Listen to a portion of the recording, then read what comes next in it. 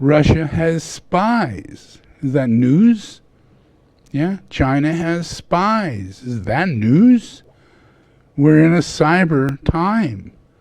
They would use what? Yeah?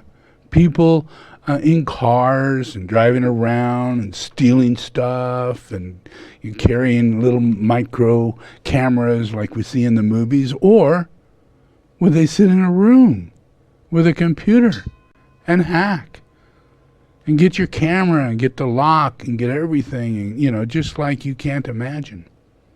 Yeah? Masses of them, large buildings of them. North Korea, yeah? China, yeah? Russia, yeah? It's their focus. It's a cyber war, yeah? And for most of them to survive, they really feel that this is, according to North Korea, it's the only way that they're going to survive, is by ripping money out of other people, conning people. India, they call people 24 hours a day and say, hey, we're coming to get you. Your IRS is going to come down on you. You've missed a bill. They're going to come and get you. You got to pay us. Yeah. Conning, cyber attack. Yeah. On every level, where you don't leave a room. You don't have to go out and be spies. Yeah. You can support this thing in other ways. And they did. And we need to really be aware of that. And we became aware that that was going on during this election. Yeah. And we found out that it was a lot of Russia. No joke. I mean, it's very clearly a lot of Russia and some China. Yeah. But it was verified. But there's not a lot we could do about it yet until he's out of office. And luckily he didn't, win again due to this corrupted scenario. And that corrupt governors and others didn't change the vote on all the people who voted. Yeah. Just because they're ideal and they're fans and they're devoted to this cult leader. Yeah. Where in reality, the other side, China, North Korea, the dictators, see him as a puppet, a wannabe dictator, He's on a list of, how many people are out there who are fans of dictators. When they get a fan, it's like, yeah, yay. And they get someone who's the president of the United States. That makes everything, and their delusions of grandeur, that tickles everything. Because now they know they can manipulate that whole country. Because he's going to close his eyes. If they do something bad, if they want to kill Americans, put money down on killing Americans, he's going to turn the other way. If we're going to say he did all these things and took all these cyber things going on and CIA is saying, yep, that's what he did. And now you're having your first meeting with him and they both come out and he's standing there and he goes, well, I've talked to the CIA, and they've told me about all this that's going on that they think that Russia did. And personally, I have no reason to believe Russia would do it. He just says it. And then 24 hours later, he goes, actually, I didn't say that. There's no reason they couldn't have done it. That's what I said. Yeah. And you got to be clear about this. The man is a spy. He's working, and you don't know you're a spy because a lot of times spies are being used by governments because they are spies. They manipulate, they use psychology, brainwashing. They use ways that where the person is weak and they buy them, They make sure that that they can satisfy their need, like being able to have a Trump Tower in Moscow, being able to have a beauty pageant in Moscow.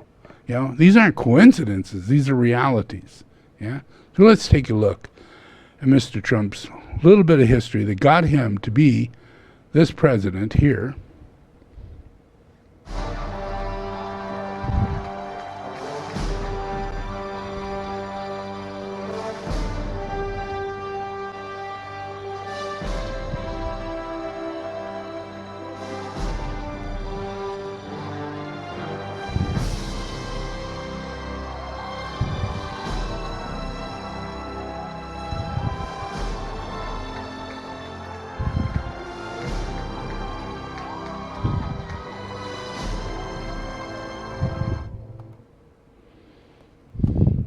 He knows. He knows it was Russia who made it possible for him to be elected that day. He knows it in his mind. Yeah? He's not thinking Americans. He's not thinking this and that. He's thinking Putin. Yeah? He's thinking that they did it. Yeah? And that from this, we could do anything. And we're going to continue. Yeah? We're going to do more. Yeah? So he's got a nephew. He's got problems too. He needs money. He needs power. He needs to get things worked out. Would he do the same thing? Would he utilize the government in order to do like this guy did? Utilize Russia in order to become president of the United States? Yeah. Yep, he did. So here's a little bit more. The New York Times reported that the British government and the Dutch government had turned over to the U.S. during our presidential campaign last year. They had turned over evidence that people associated with Donald Trump, people associated with the Trump for President campaign, had attended, quote, meetings in European cities with Russian officials and others close to Russia's President Vladimir Putin. The New York Times reported that on March 1st. And it's a provocative statement, right? They attributed this information to 3 former American officials who requested anonymity in discussing classified intelligence. Help from Trump's former national security advisor, deputy campaign chief, and campaign foreign policy advisor, all of whom have admitted felonies. A long trail of interactions with Russians already sits in plain sight. Trump relied on Russian money long before he ran for president. His partners in the 2006 Trump Soho project in New York included a former official of the Soviet Union and a Russian who confessed to felony fraud involving organized crime. In 2008, his son Donald Trump Jr. said money was pouring in from Russia for Trump properties. The same year, a Russian oligarch paid Trump $95 million for a Florida mansion Trump bought in 2004 for less than half that price. Showcasing a family golf course in 2013, Eric Trump told a journalist that Russian sources provided financing that American banks would not. Later, Donald Trump took his Miss Universe pageant to Moscow. You have a special announcement where the Miss Universe pageant will be held this year. Go ahead. Are you ready? The Miss Universe pageant will be held at Crocus City Hall in Moscow, Russia. And he openly courted Russian President Vladimir Putin.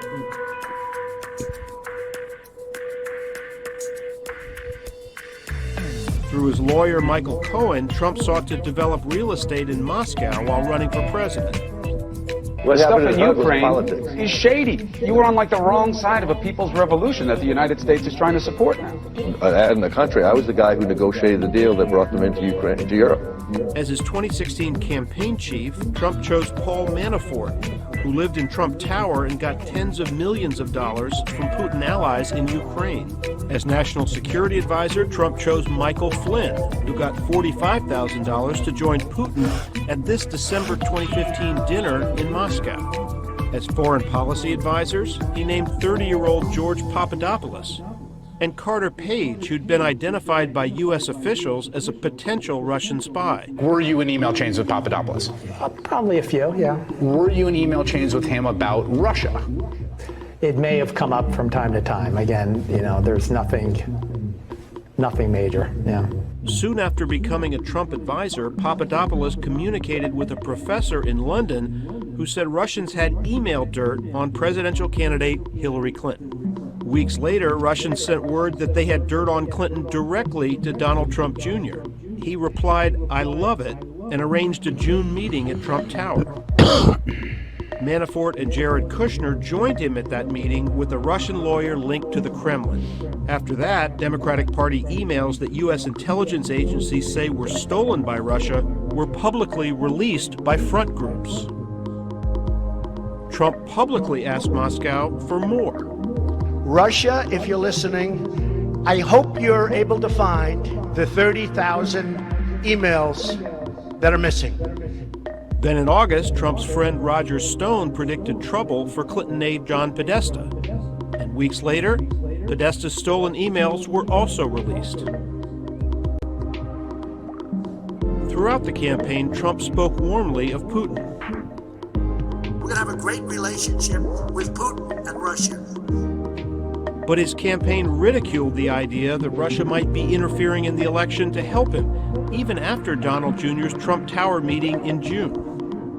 Well, it just goes to show you their exact moral compass. I mean, they'll say anything to be able to win this. I mean, I can't think of bigger lies, but that exactly goes to show you what the DNC and what the Clinton camp will do. They will lie and do anything to win. After the election, American intelligence officials declared that's exactly what Russia had done. Trump accused those officials of unfairly targeting him. Trump's vice president denied any campaign contacts with Russians. Of course not. Why would there be any contacts between the campaign? And he also said that Flynn's post-election conversations with the Russian ambassador had nothing to do with sanctions imposed by President Barack Obama.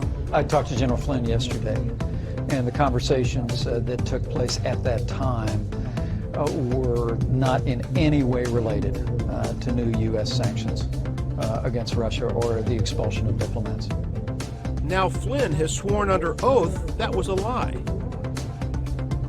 And when the Trump Tower meeting with Russians became public in 2017, the president himself helped draft a statement concealing its purpose. In the case of Don, he listened. I guess they talked about, as I see it, they talked about adoption and some things. Adoption wasn't even a part of the campaign. But nothing happened from the meeting. Zero happened from the meeting. He fired FBI Director James Comey over the Russia investigation. When I decided to just do it, I said to myself, I said, you know, this Russia thing with Trump and Russia is a made-up story. Then immediately told Russian diplomats that had taken the pressure off. The president hasn't directed his national security team to hit back hard at Russia with a cyber counterattack.